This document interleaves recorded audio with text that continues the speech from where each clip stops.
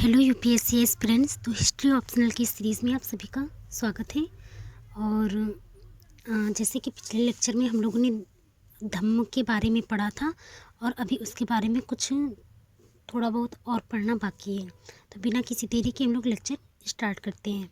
और जैसा कि मैंने बोला था कि मैं कोशिश करूँगी कि 2-3 दिन के अंदर एक वीडियो ज़रूर दे पाऊँ, तो मैं ज़रूर देने की कोशिश करूँगी। और एक बात और है कि जिनको भी प्रीवियस ईयर क्वेश्चन पेपर नहीं मिल रहे हों तो डिस्क्रिप्शन बॉक्स में एक ऐप की लिंक दी हुई है। तो उसमें कम से कम 25-30 साल के जितने भी प्रीवियस ईयर क्वेश्चंस पेपर हैं, मेंस, प्रीलिम्स और उन सब के पेपर्स मिल जाएंगे, तो आप उसे डाउनलोड कर सकते हैं।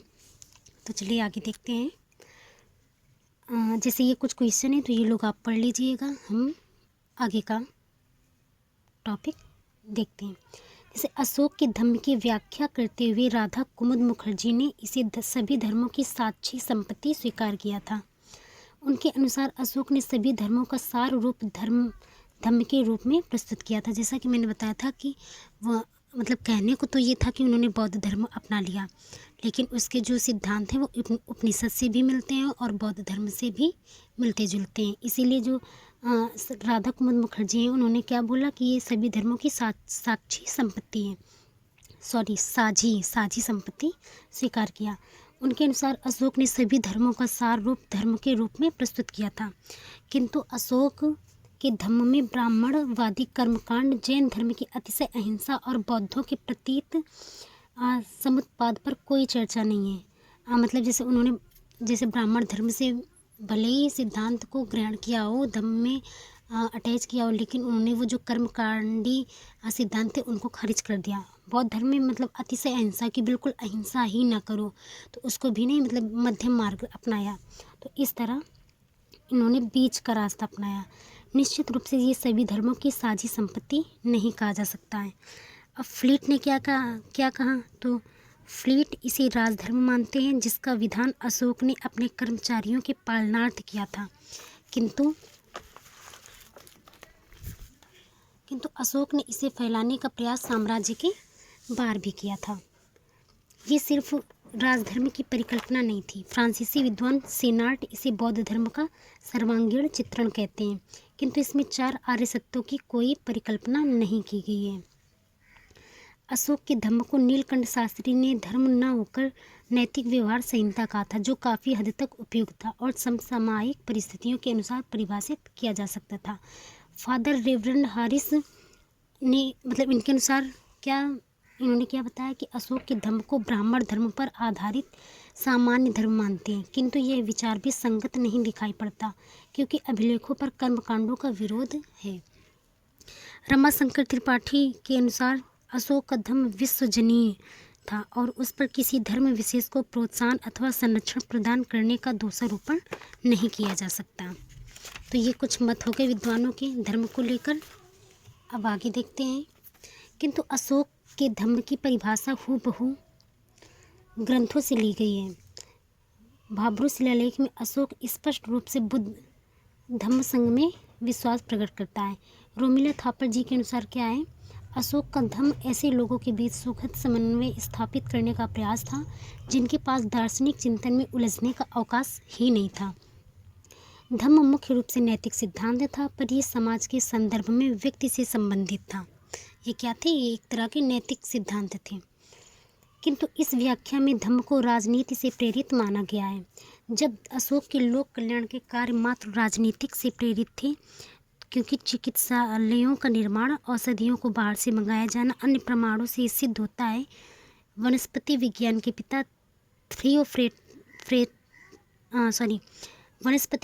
पिता थियोफ्रेस्टस में उन औषधियों के नाम मिलते हैं जिन्हें अशोक अभिलेखों में बताते हैं। ये औषधियाँ वास्तव में उस समय भारत में नहीं पाई जाती थी। मतलब इन्होंने अपने राज्य में एक हॉस्पिटल खुलवाया था और लोगों के उपचार के लिए पशुओं और मनुष्य से रिलेटेड मतलब हॉस्पिटल खुलवाए थे, और जो दवाइयाँ होती थी वो बाहर से या विदेशों से मंगाते थे। अशोक के धम्म की व्याख्या D.R. भंडारकर जी ने क्या कहा है, इन्होंने क्या बोला है, तो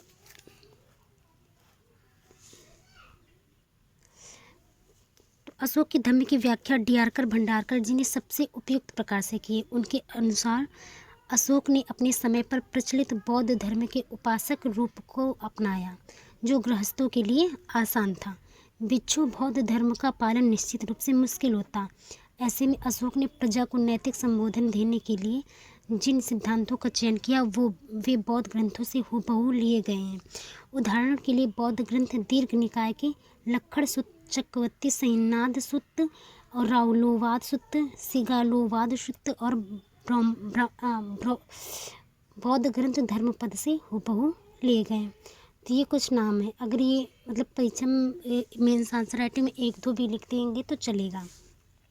अशोक ने अपने धम्म के अनुसरण से प्राप्त होने वाले जिन स्वर्गीय सुखों की परिकल्पना की है वे बौद्ध ग्रंथ विमानवत्थों से हूबहू लिए गए हैं। निश्चित रूप से अशोक के समय पर बौद्ध सिद्धांत प्रजा में प्रत्येक प्रकार से स्वीकार्य थे और इसीलिए अशोक ने भी धम्म का चयन बौद्ध ग्रंथों से किया। महात्मा बुद्ध के समय पर उत्तरी भारत में उत्तरी काला पॉलिसार मृदभान संस्कृति जो प्रारंभ हुई थी,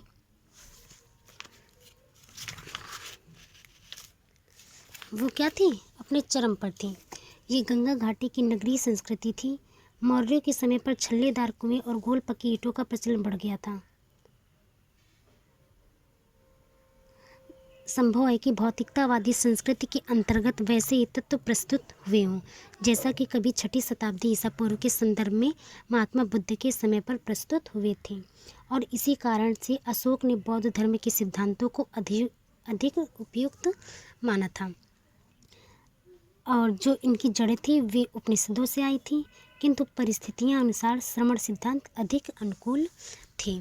तो धम्म से रिलेटेड जितने भी पॉइंट थे वो सब हम लोगों ने कवर कर लिए हैं। अब आगे देखते हैं।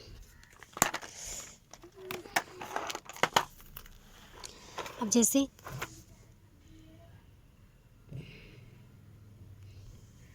अशोक का धम्म उपनिषदीय परंपरा और श्रमण परंपरा का सम्मिश्रण था। ये प्रैक्टिस क्वेश्चन है, आप लोग करके देख लीजिए। और ये तो मतलब अगर इसको देख लें एक पॉइंट ऑफ व्यू कि मतलब कैसे करना है, तो हमें इसमें क्या क्या पॉइंट लिखने हैं। धम्म सफल हुआ या असफल, तो रोमिला थापर जी ने क्या कहा है, धम्म अति नैतिक तत्वों का जमावड़ा हो गया था। आमजन के लिए इसका पालन करना असंभव नहीं रह गया था। ये क्वेश्चन प्रैक्टिस के लिए है। ये तो मतलब थोड़ा सा धम्म से रिलेटेड कुछ जानकारी हैं वो डिस्कस कर लेते हैं। जैसे अशोक ने आस्तिक और नास्तिक संप्रदायों के बीच एकता की बात कही जो संभव नहीं थी। पुष्यमित्र शुंग के शासनकाल में दिव्यावदान में पुष्यमित्र शुंग को बौद्धों का विरोधी पाया गया है। मतलब पुष्यमित्र शुंग के बारे में एक बात कही जाती है कि इन्होंने ये बोला था कि जो व्यक्ति या जो इनका मतलब इनके राज्य का नागरिक बौद्धों का 100 सिर ला के देगा, वे इन्हें मतलब 1 सिर या 100 सिर, मुझे थोड़ी कन्फ्यूज़न है, मैं कल आप लोगों को बताऊंगी कि 100 सिर ला के देगा तो इन्हें मतलब बहुत सारी मुद्राएं या सोना चांदी ऐसे देंगे। तो ये पुष्यमित्र शुंग मतलब ऐसा बोला जाता है या ऐसे अपने इतिहास के ग्रंथों में पाया गया कि पुष्यमित्र शुंग ने ऐसा कहा था कि ये बौद्ध विरोधी पाए गए। इन्हें देखकर लगता है कि तत्कालीन संदर्भ में आस्तिक नास्तिक संप्रदायों के बीच के झगड़े बने हुए थे। धम्म इन्हें मिटाने में विफल रहा। तो मतलब हमारी मेन हेडिंग क्या है कि धम्म सफल हुआ या असफल, तो उससे रिलेटेड ये कंटेंट है। दूसरा क्या है, अशोक के धम्म की शांतिवादी नीति का प्रचार विदेशों तक किया गया। अगर यूनानी राजाओं ने अशोक के साम्राज्य पर हमला नहीं किया तो इसका कारण अशोक की सेना थी, न कि उसका धम्म। और जैसे ही मौर्य साम्राज्य सैनिक दृष्टिकोण से कमज़ोर हुआ, यूनानी राज्यों ने हमला कर दिया। मतलब ये कहा जाता है कि जैसे वो कलिंग का युद्ध हुआ, कलिंग का युद्ध होने के बाद भारत पर किसी ने आक्रमण नहीं किया। तो क्यों नहीं किया था, क्योंकि इनका साम्राज्य बड़ा था, सेनाएं इनके पास विशाल थी और पूरी मतलब सीमा पर लगी हुई थी। तो ये सब लोग जान गए थे कि कलिंग का युद्ध बहुत बड़ा युद्ध हुआ था, उसमें अशोक जीत गए थे। तो इसलिए ये क्या बोलते हैं, यूनानी राजाओं ने इन पर हमला नहीं किया था। लेकिन जैसे ही अशोक आगे चलकर अशोक का जो साम्राज्य था, ये जैसे ही इनमें कमजोरी दिखाई पड़ने लगी, ये थोड़ा थोड़ा कमज़ोर हो गए, तो यूनानी राजाओं ने इन पर हमला कर दिया। फिर मौर्य प्रशासन, अशोक ने पितृवत निरंकुश तानाशाही में कन्वर्ट किया, मतलब अपने साम्राज्य को क्या बोला कि पितृवत निरंकुश तानाशाही, कि हमारी प्रजा मतलब हमारी प्रजा संतान है और मैं अपनी प्रजा को संतान की तरह मानता हूँ। फिर क्या, राज्य की प्रकृति लोक कल्याणकारी थी। केंद्रीकरण के तत्व और विकेंद्रीकरण, ये मौर्य प्रशासन में इतना सारा लोगों को और देखना है। राज्य प्रायोजित अर्थव्यवस्था कैसी थी, मौर्य प्रशासन की पॉजिटिव और निगेटिव एलिमेंट क्या थी। फिर कौटिल्य का सप्तांग क्या था, राज्य निरंकुशता का सिद्धांत क्या था। अब पहले के राज्य और मौर्य साम्राज्य, मतलब पहले के राज्य और मौर्य साम्राज्य में क्या अंतर है, तो एक खास अंतर सबसे पहले अगर बताएं कि जो पहले के राज्य थे वो बिखरे बिखरे हुए थे और मौर्य राज्य में अखंड भारत, मतलब सभी राज्यों को मिलाकर एक अखंड भारत की नींव रखी गई। तो पहला ये सबसे मतलब फेमस अगर बात करें डिफरेंस है। अब पहले के पदाधिकारी और जो मौर्य एडमिनिस्ट्रेशन, जो इनका एडमिनिस्ट्रेटिव सिस्टम था उसके बारे में पढ़ना है कि इनको अधिक वेतन दिया गया था और इनमें नगद वेतन की व्यवस्था थी। फिर पहले के सामंतवाद, भूपति, इन्हीं को क्या बोलते थे, भूपति, और इनका मौर्य संबंध कैसा था, मौर्य से संबंध। मौर्य केंद्रीय नीतियाँ और क्षेत्रीय राज्य, जैसे तक्षशिला, अशोकावदान और कुणाल कथा के अनुसार। मौर्य न्यायिक प्रणाली और स्थानीय नीतियाँ कैसी थीं, समस्त क्षेत्रों पर प्रभावशाली नियंत्रण किनका था। आगे देख लेते हैं, जैसे कि प्रशासन कैसा था। जैसे केंद्र में राजा होते थे, फिर उनके नीचे मंत्रिपरिषद या मंत्री, फिर उनके नीचे युवराज होते थे। युवराज क्या करते थे, प्रांत देखते थे। युवराज के नीचे प्रांत के नीचे जिले, फिर गांव, फिर जो प्रांत, जिले और गांव का जो साम्राज्य का ये विकेंद्रीकरण दिखाता है।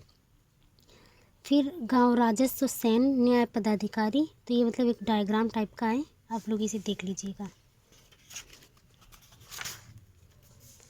अब देखते हैं, कौटिल्य के अर्थशास्त्र के आधार पर ऐसी अवधारणा प्रस्तुत की जाती है जहाँ पर मौर्य साम्राज्य एक केंद्रीकृत प्रणाली आधारित, निरंकुशता आधारित राज्य था।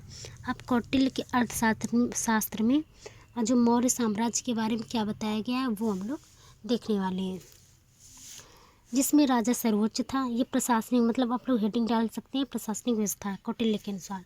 तो कौटिल्य के अर्थशास्त्र के आधार पर ऐसी अवधारणा प्रस्तुत की जाती है जहाँ पर मौर्य राज्य एक केंद्रीकृत प्रणाली आधारित, निरंकुशता आधारित राज्य था, जिसमें राजा सर्वोच्च होते थे और प्रशासन के जो समस्त बिंदुओं पर नियंत्रण बनाने वाला होता था। अर्थशास्त्र के आधार पर केंद्रीय व्यवस्था, प्रांतीय, स्थानीय व्यवस्था में राजा समस्त बिंदुओं पर नियंत्रण करने वाला होता था। वो ग्रामीण स्तर से लेकर केंद्रीय स्तर तक पदाधिकारियों की नियुक्ति करते थे। किंतु मौर्य राज्य के इस प्रभावशाली नियंत्रण में कई स्थानीय क्षेत्रीय बाधाएं आई होंगी। उदाहरण के लिए उत्तर पश्चिमी सीमा प्रांत पर कांधार चौकी और पाटलिपुत्र को दूरी को देखते हुए आपात परिस्थितियों में यहाँ के सूबेदार को स्वतः निर्णय लेने की छूट अवश्य रही होगी। अब जैसे ये चीज़ें, इसको हम थोड़ा सा समझते हैं। जैसे ये हो गया हमारा मैप, छोटा सा मैप बना ले पहले। हमें जितना ज़रूरी है उतना, चलो बन गया मैप हमारा, ठीक है। तो जैसे पाटलिपुत्र कहाँ था, ये था। कांधार कहाँ था, ये था, ठीक है। तो पहले तो भाई मोटरसाइकिल, ट्रेन या कार या विमान, मतलब एरोप्लेन तो चलते नहीं थे। तो जैसे माना कि यहाँ पर कोई राज्य में या किसी चीज़ में मतलब थोड़ा सा क्या आती अभिन्नता आ जाए, मतलब क्या बताएं, जैसे थोड़ा डिस्टर्बेंस आ जाए, तो अब यहाँ से तो जाने में तो इनको कम से कम 3-4 महीने लग ही जाएंगे। 3-4 माना यहाँ पर किसी ने आक्रमण कर दिया, अब क्या इनकी सेना या इनके जो गुप्त पदाधिकारी होते हैं, मतलब जो गुप्तचर होते हैं, तो वो जाएंगे, तब तक ये इनको मार मुर के बराबर कर देंगे। तो ये लोग क्या करते थे कि जो यहाँ के मुखिया टाइप के जो होते थे, तो स्वयं निर्णय ले लेते थे। तो क्योंकि यहाँ पर आना जाना कठिन था, तो मतलब यहाँ की फिर यहाँ पे मतलब क्या दिक्कत आती है कि उत्तर पश्चिमी सीमा प्रांत पर कांधार चौकी और पाटलिपुत्र को दूरी को देखते हुए आपात परिस्थितियों में यहाँ के सूबेदार सूबेदार जो होते थे वो निर्णय ले लेते थे। स्वतः निर्णय लेने की छूट अवश्य रही होगी, जिसे राजधानी के समीप स्थित प्रांतों को प्रदान नहीं किया गया था। मतलब जैसे अशोक थे या मौर्य साम्राज्य थे, जैसे मतलब मौर्य के जो चंद्रगुप्त मौर्य हो गए, अशोक हो गए, तो ये सब बिंदुसार हो गए, तो ये क्या करते थे, अपने आसपास के क्षेत्रों को ये देखते थे और इन क्षेत्रों पर ये अपने पुत्रों को, पौत्रों को, इन लोगों को भेज के या किसी बड़े पदाधिकारी को इनके द्वारा नियंत्रण करते थे, क्योंकि इनका जाना हर जगह संभव नहीं था। अब जिसे राजधानी के समीप स्थित प्रांतों को प्रदान नहीं किया जा सकता था। इसी प्रकार मौर्यों को पूर्ववर्ती प्रांतों की नीतियों को हटाकर अपनी स्वयं की नीति लागू करने में व्यवहारिक समस्याओं से जूझना पड़ा होगा। तक्षशिला के उदाहरणों से यही ज्ञात होता है। अशोकावदान में दी गई कुणाल को अंधा बनाने की कथा केंद्रीय मंत्रिपरिषद से स्वतंत्र राज्य मंत्रिपरिषद की शक्तियों की ओर इशारा करती है। यहाँ पर एक छोटी सी कहानी है। मतलब ये कहा जाता है कि जो अशोक के समय एक रानी थी, तो उनको मतलब कुणाल है, तो उनसे प्रेम हो गया था। जब कुणाल ने उनसे मना कर दिया, तो उन्होंने अपने मतलब केंद्रीय मंत्रिपरिषद को आज्ञा दे दी कि इनको अंधा बना दो। तो मतलब इससे क्या पता चलता है कि जो केंद्रीय मंत्रिपरिषद के अंतर्गत जितने भी अधिकारी थे, तो वो रानी की मतलब आज्ञा पे निर्णय कर देते थे। मतलब राजा से न पूछना न कुछ करना। तो यहाँ से क्या पता चलता है कि केंद्रीय मंत्रिपरिषद से स्वतंत्र राज्य मंत्रिपरिषद की शक्तियों की ओर इशारा करती है कि मतलब केंद्रीय मंत्रिपरिषद है वह स्वतंत्र निर्णय ले सकती थी एवं राज्य मंत्रिपरिषद का केंद्र के प्रतिनिधि पर नियंत्रण की पुष्टि भी करती है। ऐसे में दक्षिण के राज्य भी मौर्य नियंत्रण के लिए समस्या रहे होंगे। अब देखो, जैसे फिर से मैं माना मेन राजा यहाँ पे है, माना अशोक, चंद्रगुप्त जो भी हैं, पूरे मौर्य साम्राज्य की बात हो रही। अब यहाँ पर उनको नियंत्रण करना, यहाँ की दूरी कितनी हुई, तो ये लोग सीधे नियंत्रण नहीं कर पाते थे। तो ये या तो अपने पुत्र पौत्रों को भेजते थे या अपने परिवार के किसी, या तो फिर ये बड़े बड़े पदाधिकारियों के ऊपर नियंत्रण रखते थे। अशोक के लेखों का यहाँ बड़ी मात्रा में पाया जाना ये बताने के लिए पर्याप्त है कि यहाँ मौर्य नियंत्रण कमज़ोर था और ऐसे में समस्त साम्राज्य पर मौर्यों के एक समान नियंत्रण की बात को स्वीकार नहीं किया जा सकता है। कि आप कहते कि मतलब पूरे भारत में मौर्यों का एक समान नियंत्रण था, तो बिल्कुल नहीं, क्योंकि ये राजा सभी जगह एक साथ जाके नियंत्रण नहीं कर सकते थे। ये संचालन अपने अधिकारियों के माध्यम से करवाते थे और यही कारण है कि जो इनके सीमावर्ती क्षेत्रों में, भारत के सीमावर्ती क्षेत्रों में ही ज़्यादा अभिलेख मिले हैं, क्योंकि अभिलेख के माध्यम से लोगों को ज्ञान देते थे। किंतु प्रशासनिक तत्वों के संदर्भ में राजा का नियंत्रण अवश्य प्रबल था, लेकिन जो प्रशासनिक तत्व हैं उनके संदर्भ में राजा का नियंत्रण प्रबल था। कार्यपालिका विधायिका का कोई अंकुश राजा पर नहीं था। राजा सर्वोच्च न्यायाधीश, सर्वोच्च सेनापति था। शासन के समस्त अंश उसके अधीनस्थ थे।